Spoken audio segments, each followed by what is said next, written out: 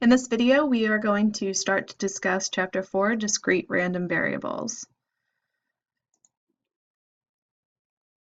We are going to focus on sections 4.1, 4.2, 4.3, and 4.6 for this chapter. The first section is on the probability distribution function for a discrete random variable. So a discrete probability distribution has two characteristics. Each probability is between 0 and 1 inclusive, that means all the numbers between 0 and 1, and the sum of the probabilities is 1. So, for example, a child psychologist is interested in the number of times a newborn baby's crying wakes its mother after midnight. For a random sample of 50 mothers, the following information was obtained. We're going to let x equal the number of times per week a newborn baby's crying wakes its mother after midnight.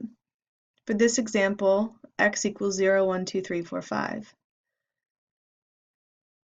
The probability that x takes on a value x.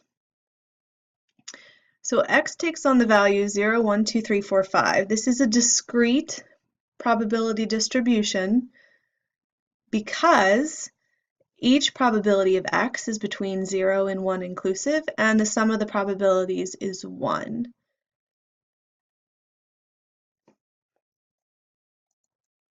Another example. A hospital researcher is interested in the number of times the average post-op patient will ring the nurse during a 12-hour shift.